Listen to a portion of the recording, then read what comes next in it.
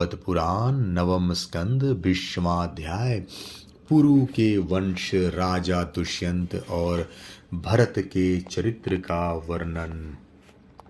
श्री सुखदेव जी कहते हैं, परीक्षित, अब मैं राजा पुरु के वंश का वर्णन करूंगा। इसी वंश में तुम्हारा जन्म हुआ है। इसी वंश के वंशधर बहुत से राज ऋषि और ब्रह्म ऋषि भी हुए हैं।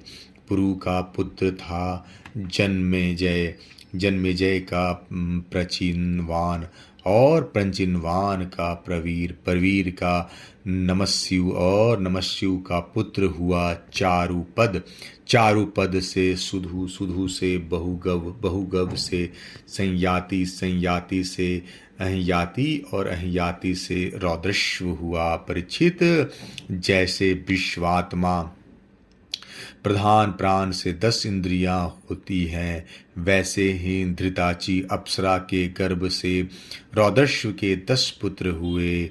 ऋत्रेयु, कुछेयु, स्थंडलेयु, कृतेयु, जलेयु, शंततेयु, धर्मेयु, सत्येयु, व्रतेयु और सबसे छोटा वनेयु।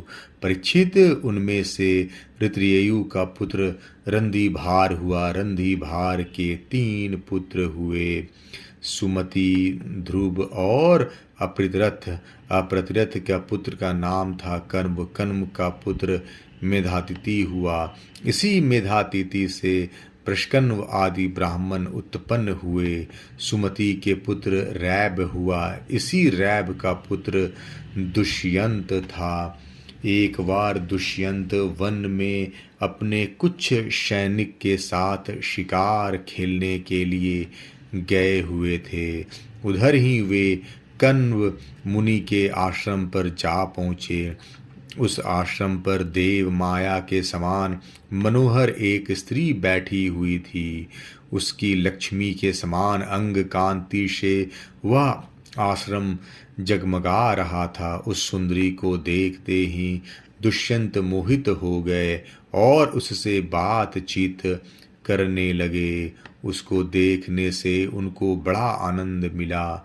उनके मन में काम वासना जागृत हो गई। थकावट दूर करने के बाद उन्होंने बड़ी मधुर वाणी से मुस्कुराते हुए उससे पूछा, कमल दल के समान सुंदर नेत्रों वाली देवी, तुम कौन हो और किसकी पुत्री हो? मेरे हृदय को अपनी ओर आकर्षित करने वाली सुंदरी, तुम इस निर्जन वन में रहकर क्या करना चाहती हो? सुंदरी, मैं स्पष्ट समझ रहा हूँ कि तुम किसी क्षत्रिय की कन्या हो, क्योंकि पुरुवंशियों का चित्त कभी अधर्म की ओर नहीं झुकता। शकुंतला ने कहा, आपका कहना सत्य है। मैं विश्वामित्र जी की पुत्री हूँ। मेनका अप्सरा ने मुझे वन में छोड़ दिया था। इस बात की साक्षी हैं मेरा पालन पोषण करने वाले महर्षि कण्व। वीर शिरोमणे, मैं आपकी क्या सेवा करूं? कमल नयन, आप यहाँ बैठिए और हम जो कुछ आपका स्वागत सत्कार करें उसे स्वीकार कीजिए। आश्रम में कुछ निवार तिन्नी का भात है। आपकी इच्छा हो तो भोजन कीजिए और जचे तो यहीं ठहरिए। दुष्यंत ने कहा, सुंदरी, तुम कुशिक वंश में उत्पन्न हुई हो, इसलिए इस प्रकार आतिथ्य सत्कार तुम्हारे योग्य नहीं है, क्योंकि राजकन्याएं स्वयं ही अपने योग पति का वरण कर लिया करती हैं। शकुंतला की स्वीकृति मिल जाने पर देश, काल और शास्त्र की आज्ञा को जानने वाले राजा दुष्यंत ने गांधर्व विधि से धर्मानुसार उसके साथ विवाह कर लिया। राजऋषि दुष्यंत का वीर अमोघ था। रात्रि में वहां रहकर दुष्यंत ने शकुंतला के का सहवास किया और दूसरे दिन सवेरे वे अपने राजधानी में चले गए। समय आने पर शकुंतला को एक पुत्र उत्पन्न हुआ। महर्षि कण्व ने वन में ही राजकुमार के जात कर्म आदि संस्कार विधि पूर्वक संपन्न किए। वह बालक बचपन में ही इतना बलवान था कि बड़े बड़े सिंहों को बलपूर्वक बांध लेता और उनसे खेला करता। वह बालक भगवान का अंशावतार था। उसका बल विक्रम अपरिमित था। उसे अपने साथ लेकर रमणी रत्न शकुंतला अपने पति के पास गई।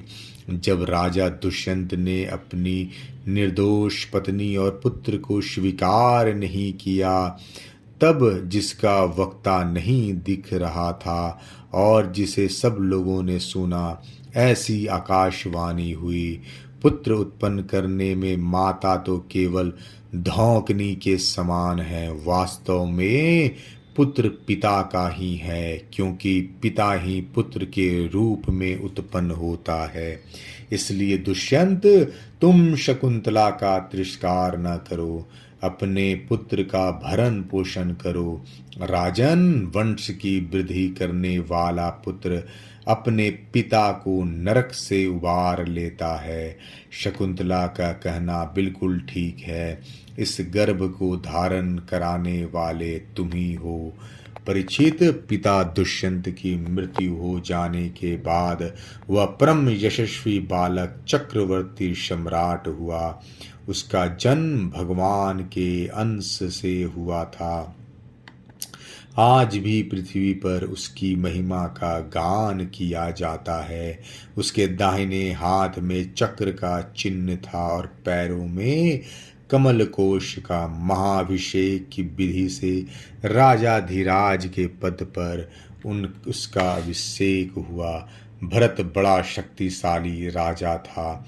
भरत ने ममता के पुत्र दृढ़तमा मुनि को पुरोहित बनाकर गंगा तट पर गंगा सागर से लेकर गंगोत्री पर्यंत 55 पवित्र अश्वमेघ यज्ञ किए, और इस प्रकार यमुना तट पर भी प्रयाग से लेकर यमुनोत्री तक उन्होंने 78 अश्वमेघ यज्ञ किए। इन सभी यज्ञों में उन्होंने अपार धन राशि का दान किया था। दुष्यंत कुमार भरत का यज्ञ अग्नि स्थापन बड़े ही उत्तम गुणों वाले स्थान में किया गया था। उस स्थान में भरत ने इतनी गौएं दान दी थी कि 1000 ब्राह्मणों में प्रत्येक ब्राह्मणों को एक एक बद्ध 13,084 गौएं मिली थी। इस प्रकार राजा भरत ने उन यज्ञों में 133 घोड़े बांधकर 133 यज्ञ करके समस्त नरपतियों को असीम आश्चर्य में डाल दिया। इन यज्ञों के द्वारा इस लोक में तो राजा भरत को परम यश मिला, और मिला ही अंत में उन्होंने माया पर भी विजय प्राप्त की और देवताओं के परम गुरु भगवान श्री हरि को प्राप्त कर लिया। यज्ञ में एक कर्म होता है मशनार। उसमें भरत ने स्वर्ण से विभूषित श्वेत दांत वाले तथा काले रंग के 14 लाख हाथी दान किए। भरत ने जो महान कर्म किया वह न तो पहले कोई राजा कर सका था और न तो आगे ही कोई कर सकेगा। क्या कभी कोई हाथ से स्वर्ग को छू सकता है? भरत ने दिग्विजय के समय किरात, हून, यवन, अंध्र, कंगन, खश, शक और मलेच आदि समस्त ब्राह्मण द्रोही राजाओं को मार डाला। पहले युग में बलवान असुरों ने देवताओं पर विजय प्राप्त कर ली थी और रसातल में रहने लगे थे। उस समय वे बहुत सी देवंगनाओं को रसातल में ले गए थे। राजा भरत ने फिर उसे छुड़ा दिया। उनके राज्य में पृथ्वी और आकाश प्रजा की सारी आवश्यकताएं पूर्ण कर देते थे। भरत ने 27,000 वर्ष तक समस्त दिशाओं का एक छत्र शासन किया। अंत में सार्वभौम सम्राट भरत ने यही निश्चय किया, लोकपालों को भी चकित कर देने वाला ईश्वर, सार्वभौम, संपत्ति, अखंड शासन और यह जीवन भी मिथ्या ही है। यह निश्चय करके वे संसार से उदासीन हो गए। परीक्षित, विदर्भराज की 3 कन्याएं सम्राट भरत की पत्नियां थीं। वे उनका बड़ा आदर भी करते थे, परंतु जब भरत ने उनसे कह दिया कि तुम्हारे पुत्र मेरे अनुरूप नहीं हैं, तब वे डर गईं कि कहीं सम्राट हमें त्याग न दे। इसलिए उन्होंने अपने बच्चे को मार डाला। इस प्रकार सम्राट भरत का वंश वितत अर्थात विच्छिन्न होने लगा। तब उन्होंने संतान के लिए मरुतस्तुम नामक यज्ञ किया।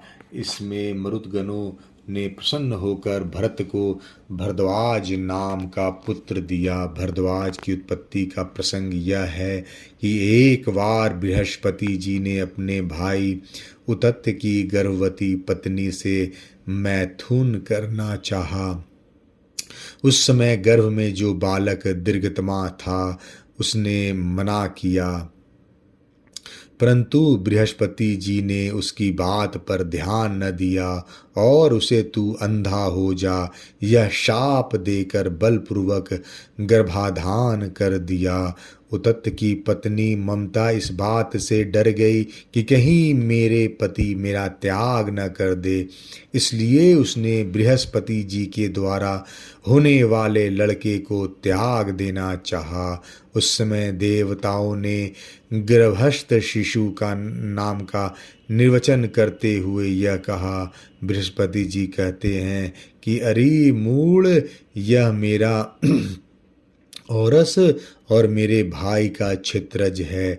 इस प्रकार दोनों का पुत्र द्वाज है, इसलिए तू डर मत, इसका भरण पोषण कर भर। इस पर ममता ने कहा, बृहस्पति, यह मेरे पति का नहीं, हम दोनों का ही पुत्र है, इसलिए तुम ही इसका भरण पोषण करो। इस प्रकार आपस में विवाद करते हुए माता पिता दोनों ही इसको छोड़कर चले गए। इसलिए उस लड़के का नाम भरद्वाज हुआ। देवताओं